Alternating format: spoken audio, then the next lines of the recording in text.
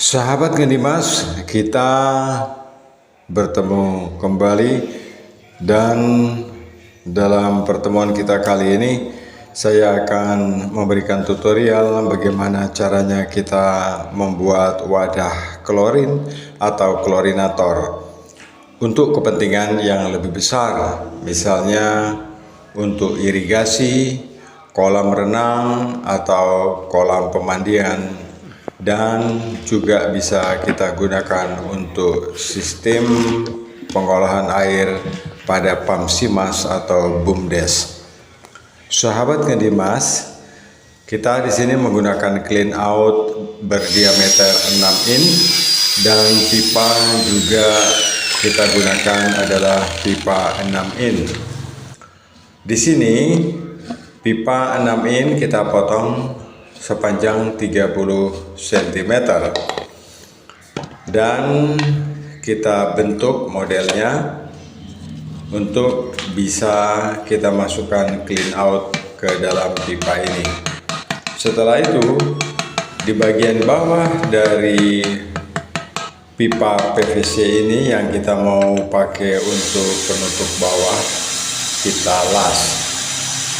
Pengelasan ini harus benar-benar kuat, sebab tekanan pompa air bisa menyebabkan bagian bawah ini jebol.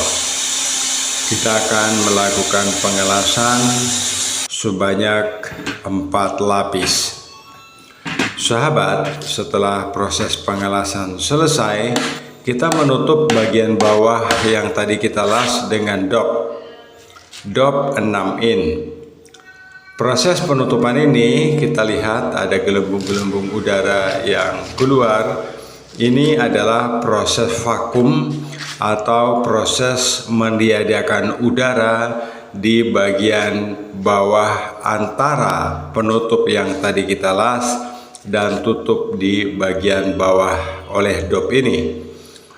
Udara di dalam yang terjebak di dalam dop ini harus kita keluarkan atau kita vakum, kita kosongkan supaya tutup bagian bawah bisa tahan terhadap tekanan. Sesudah itu kita buat pengukuran karena aliran air masuk dan air keluar nanti akan kita buat berdiameter 2 in. Setelah ukuran pas, kita bor di satu sisinya untuk ukuran yang pas untuk pipa 2 in. Sahabat Ngedimas, setelah kita lubangi, kita akan mengukur kembali untuk membuat lubang di sisi yang berlawanan. Diameter dari lubang ini pun sama untuk memasukkan pipa 2 in. Di sini kita bor lagi.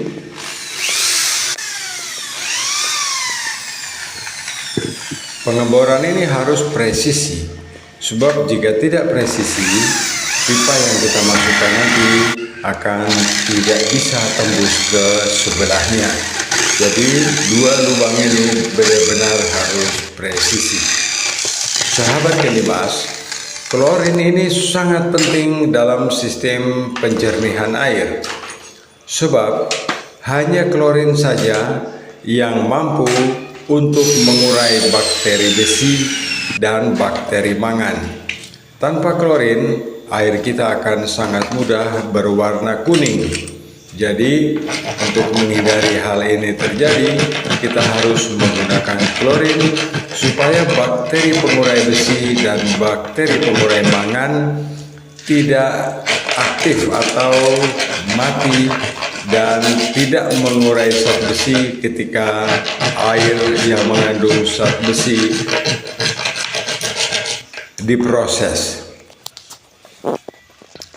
Kita masukkan pipa 2 in yang sudah kita potong. Jadi kita masukkan. Jika lubangnya kurang pas, kita dapat menggunakan kikir untuk meratakan bagian lubangnya. Setelah lubangnya rata, kita masukkan pipa stick ini. Pipa ini yang akan menghubungkan posisi air masuk dan air keluar nantinya. Nah, sahabat Gendimas, kita harus mengukur juga dengan pas. Jadi kita akan memasukkan pipa stik tengah ini sehingga bagian sisi yang tersisa kiri dan kanan itu pas. Setelah pas, kita akan melakukan pengelasan. Di sini kita harus mengelas 6 lapis. Untuk bagian tiap sisinya harus kita las 6 lapis. Sebab jika kita hanya mengelasnya 1 kali, nanti ketika kena tekanan air, las yang hanya 1 kali itu akan jebol karena tekanan air. Oleh sebab itu kita harus mengelasnya secara berlapis.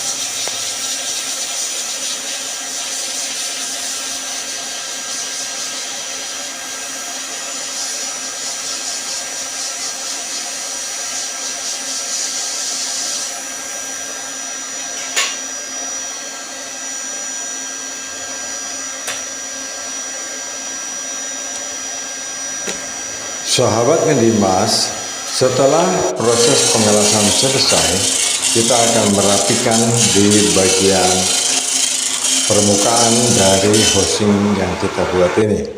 Jadi kita ratakan dulu, setelah itu clean out dan body dari housing ini kita lelesi dengan lem.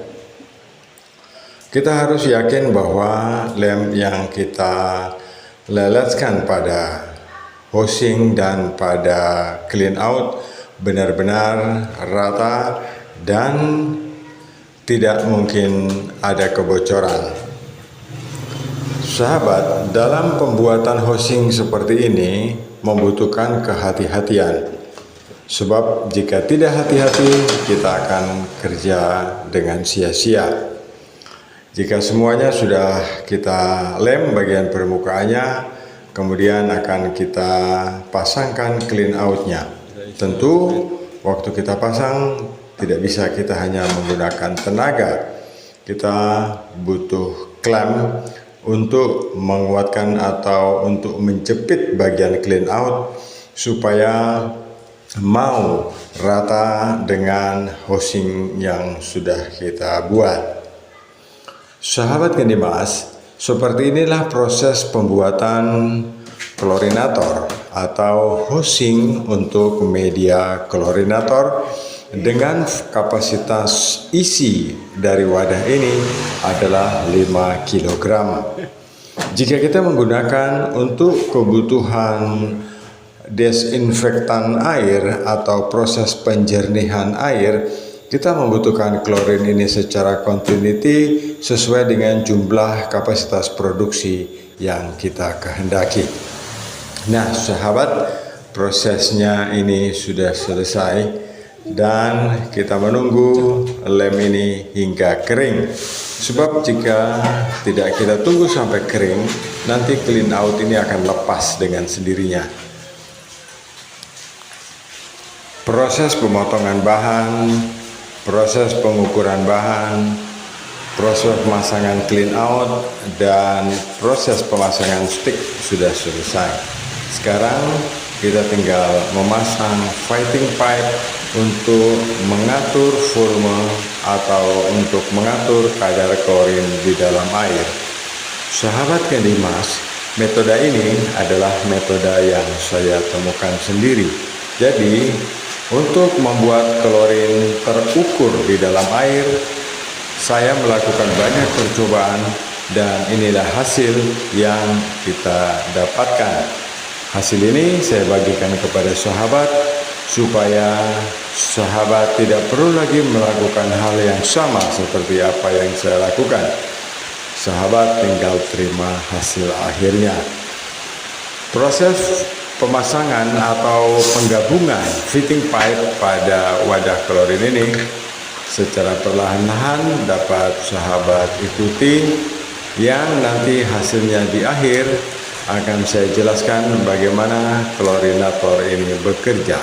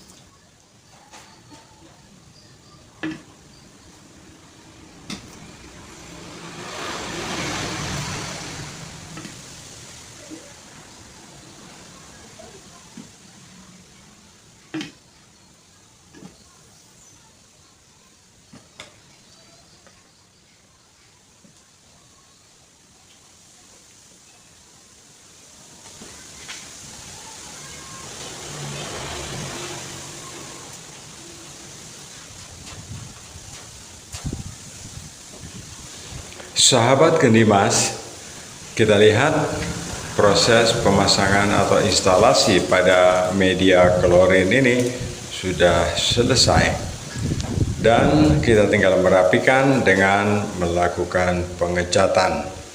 Tetapi sebelumnya kita cek dulu apakah penutup ini akan tertutup dan dapat kita buka lagi dengan lancar nantinya. Jadi semua hal harus kita uji sebelum produk ini beralih tangan dari saya kepada pengguna.